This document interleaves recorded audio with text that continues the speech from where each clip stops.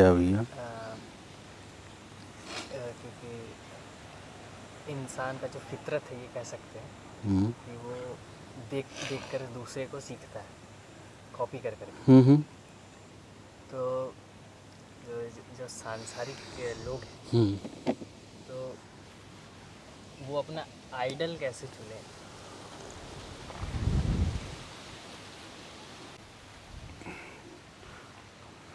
प्रश्न ये है कि सांसारिक जो लोग हैं वो अपना आइडल कैसे चुने। तो बहुत सामान्य सी बात है। सांसारिक लोगों के क्या गुणधर्म हैं? पैसा चाहिए, पावर चाहिए, पैसे से भोग चाहिए, पावर से भोग चाहिए, उनको भोग चाहिए।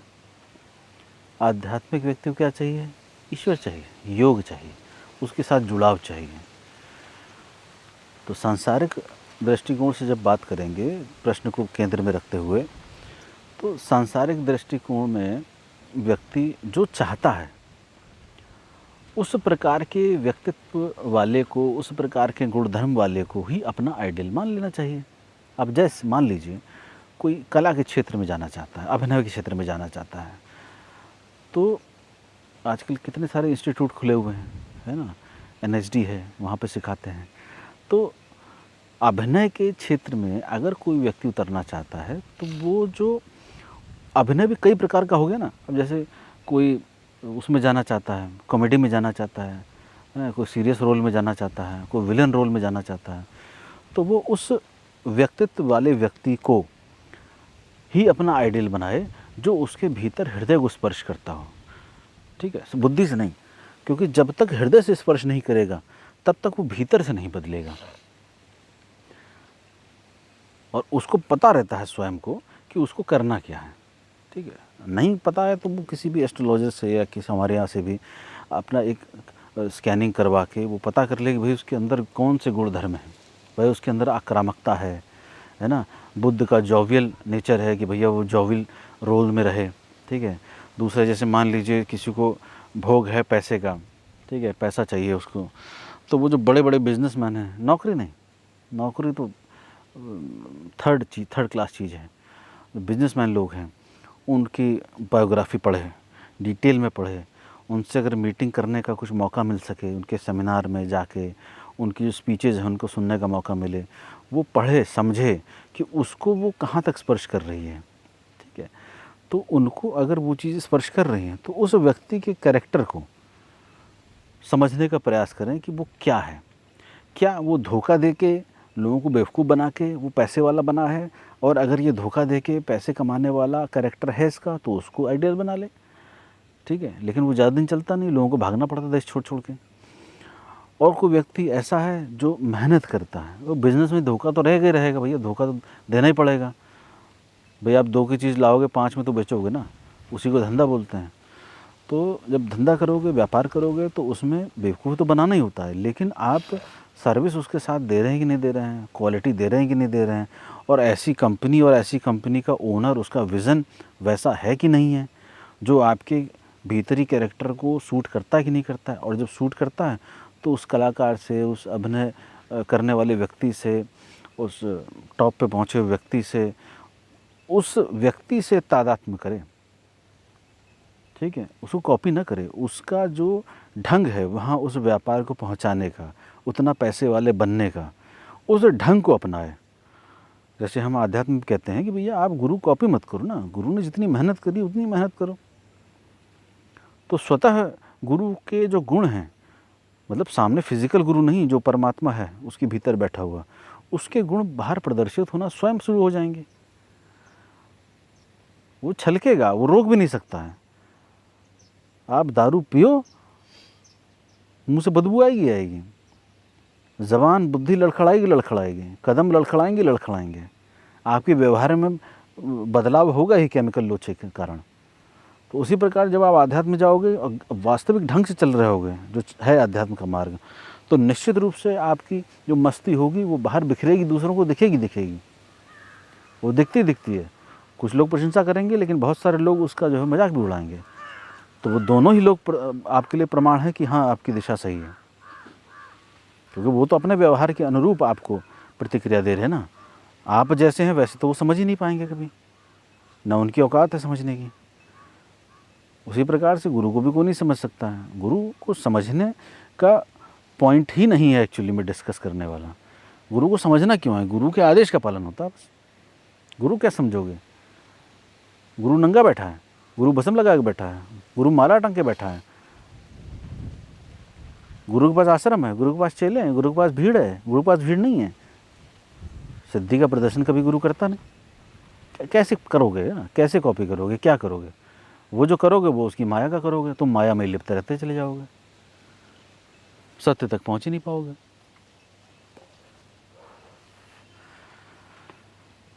तो संसार में तो खूब प्रपंच करना होता है, अध्यात्म नहीं करना होता। खूब प्रपंच करो, क्योंकि वो उन्हीं लोगों से घिरे हैं ना एक्चुअली में, तो उनको उस कैरेक्टर में रह के उस प्रकार के प्रपंच को अपना हथियार बना के अपने कैरेक्टर को नहीं गिरने देना है। ठीक है? वो तो जो आध्यात्मिक होगा वो तो कभी गिरा ही नहीं सकता, वो तो तड़पेगा कि मैं कहाँ आके फंस गया, मैं गलत जगह हूँ। वो तो कभी संतुष्ट होगा ही नहीं सांसारिक लोगों के बीच में, उसको तो आना ही पड़ेगा इस मार्ग में।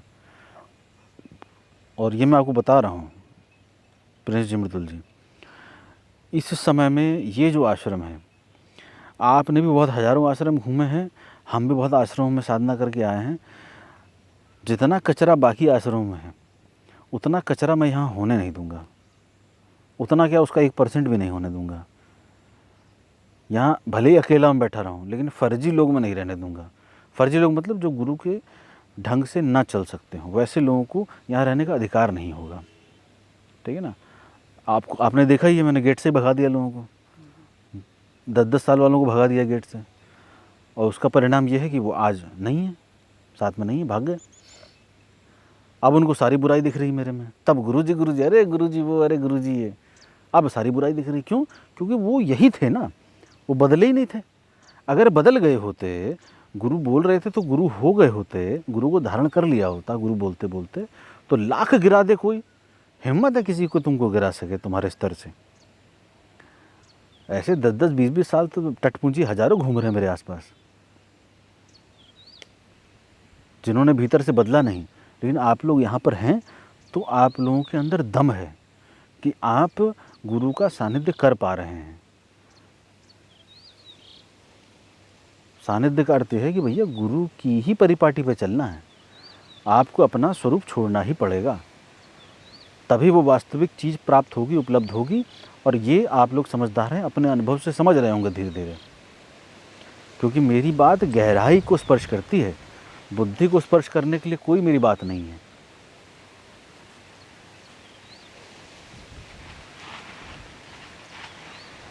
मैं तो सिर्फ इतना चाहता हूँ कि कोई भी सांसारिक व्यक्ति हो, अगर अपना आइडियल चुनना चाहता है तो कम से कम अपने कैरेक्टर को तो ना गिरने दें।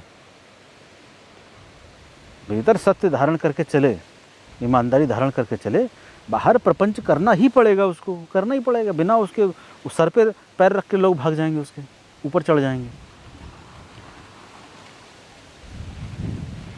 एक जागृत पुरुष थे, हमारे जानकार हैं, और उनका ये स्टेटमेंट था कि मैं उनका स्टेटमेंट कई बार यूज़ करता हूँ अपने प्रवचन में भी, कि संसार में लोग पकड़ पकड़ के ऊपर चढ़ते हैं, आध्यात्म में लोग छोड़ छोड़ के ऊपर बढ़ते हैं। तो आध्यात्म में छोड़ना होता है, संसार में पकड़ना होता है। आप जितना पकड़ते हुए चलेंगे उतना आप संसारिक होते चले जाएंगे, और आध्यात्म में रह के अगर आप पकड़ते चलेंगे तो ना संसारिक रह पाएंगे ना आध्यात्मिक रह पाएंगे। इसको हटा दो, उधर जा रहा।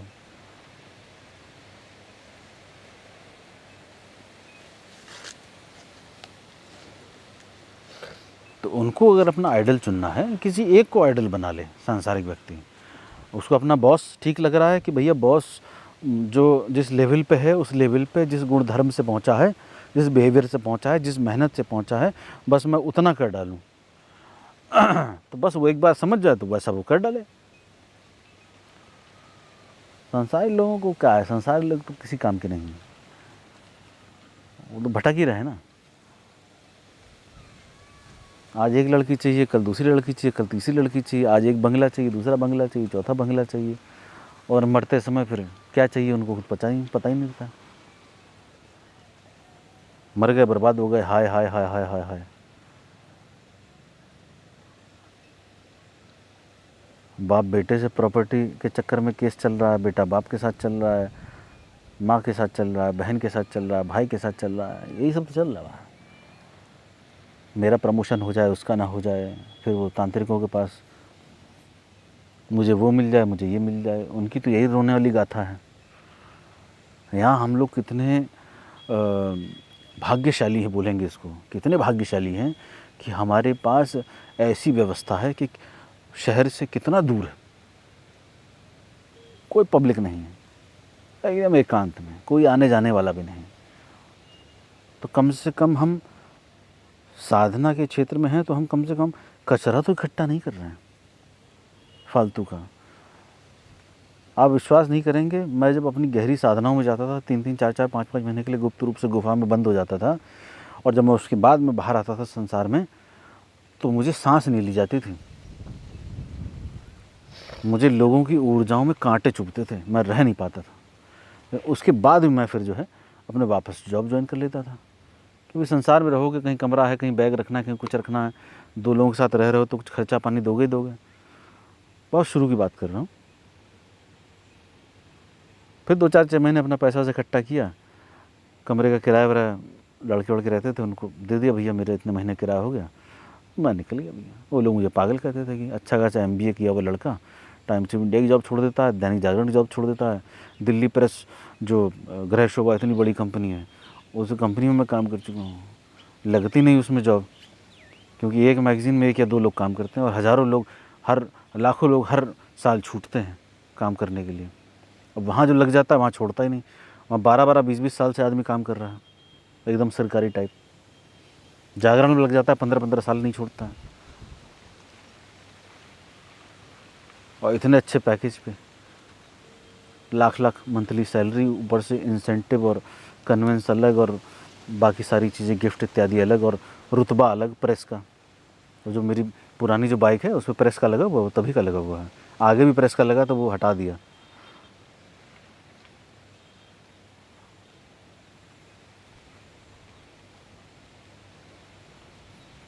प्रेस में कहीं भी चले जाओ, VIP एंट्री, कोई टेंशन नहीं, कोई टेंशन ही नहीं थी पैसे से रिलेटेड, मान सम्मान से रिलेटेड। लेकिन एक बहुत पीड़ा थी, गहरी, बहुत गहरी पीड़ा थी, मैं सत्य बता रहा हूँ। सब होने के बावजूद भी भीतर अपूर्णता जो मुझे कचोटती थी, उससे मैं रोता था रात रात भर। आप विश्वास नहीं करेंगे, रोते रोते ही मेरा ध्यान लग जाता था, इतना मैं तड़प तड़प के रोता था, इतना बेहोश हो जाता था। और अभी से नहीं, बचपन से बता रहा हूँ, मुझे कुछ भी पीड़ा होती तो मैं कमरा बंद करके रोता था, और मुझे ऐसा लगता था, वो मानसिक ही रहता है कि सामने रामचंद्र जी के चरण हैं, मैं उनको पकड़ के रो रहा हूँ। क्योंकि शुरुआत आदमी को उधर ही से होती है, राम हनुमान से, वहीं से ही साधक शुरू करता अधिकतर।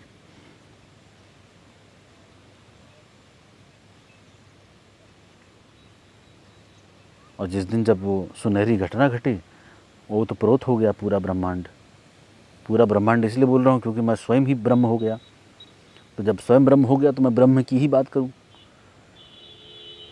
लेकिन अब प्रॉब्लम ये आ जाती है कि हम वो चीज़ बता नहीं सकते हैं, इसलिए फिर घुमा के बताया जाता है, जो आपके निकट हो, जो आपसे इतने प्रकाश वर्ष दूर हो, जहाँ तक आपकी दूरबीन बिना पहुँच पाती हो, वहाँ तक आपको मैं कैसे बताऊँगा। तो फिर निकट की चीज़ों के माध्यम से बताया जाता है कि भैया यही पकड़ लो। लेकिन कहाँ कोई हिम्मत कर पाता है। स्त्रियों को देख लीजिए, स्त्रियों के अलग ड्रामे रहते हैं। क्या ड्रामे रहते हैं? मतलब मैं उस परिप्रेक्ष्य में बता रहा हूँ कि वो उस परिप्रेक्ष्य में जिसमें वो झोंक नहीं पाती हैं। अरे मेरे मम्मी पापा, फिर अरे मेरे पतिदेव, अरे मेरे बच्चे कैसे निकलें। अरे निकलने का कौन बोल रहा भैया? कम से कम एक कदम तो बढ़ाओ यार उस मार्ग पे। खुद थोड़ा ना कर, मैं थोड़ा ना कहता हूँ भैया किसी से आगे छोड़ छाड़ के सन्यासी हो जाओ। अरे यार उस दिशा में एक कदम तो बढ़ाओ यार, कम से कम विचार उस दिशा में बढ़ाओ ताकि तुम एक कदम बढ़ाने की स्थिति में आओ। लेकिन नहीं, हमें तो भैया संतुष्टि है, हम तो भैया शिवलिंग की पूजा कर लेते हैं भैया, हम तो बहुत अच्छे भैया, हमें तो शिव जी दर्शन दे देते हैं लात में। ये देखो मेरे हाथ में कट भी है, त्रिशूल बना हुआ। ऐसे गधे गधी साधिकाएँ हैं। और ऐसे गधे साधक भी हैं। अरे मैं तो शिव जी से बात करता हूँ डेली ध्यान में, बस शिव जी के पास कोई काम ही नहीं बचा तुम्हारे साथ ध्यान में बात करने के अलावा।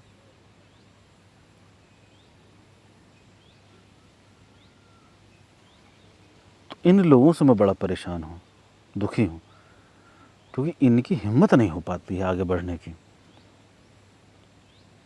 जैसी महादेव की इच्छा। अच्छा भैया, तुमको बड़ा अच्छा पता है जैसी महादेव की इच्छा। महादेव जी इच्छा कर रहे हैं कि तुम घुसो साधना में। नहीं नहीं, हम नहीं निकल पा रहे हैं, वो भी महादेव की इच्छा। मतलब खुद हिम्मत नहीं है, खुद आलसी हैं, खुद नपुंसक हो गए हैं, लेकिन इच्छा किस पे डाल दी? महादेव पे।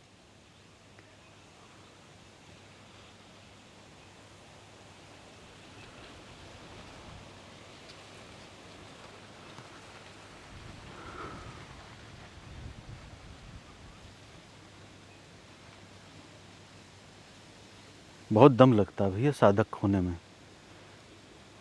और उसी को ही तप समझ में आता है जब वो निखरता है ना, उसका जो तप उसके ओज में चमक रहा होता है।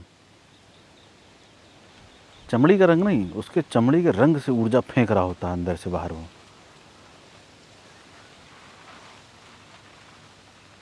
वो तप जिसके भीतर होता है ना, उसको साधक बोला जाता है, और वही व्यक्ति आगे जाके अपनी तपस्या के बल पे गुरु पद धारण कर लेता है। ईश्वर उतर जाता है, इतना मौन और गहरा हो जाता है, जैसे गहराई में ईश्वर बैठा है ना, उसी गहराई में जाके वो स्थापित हो जाता है, और ईश्वर अपनी बाहें फैला देता है।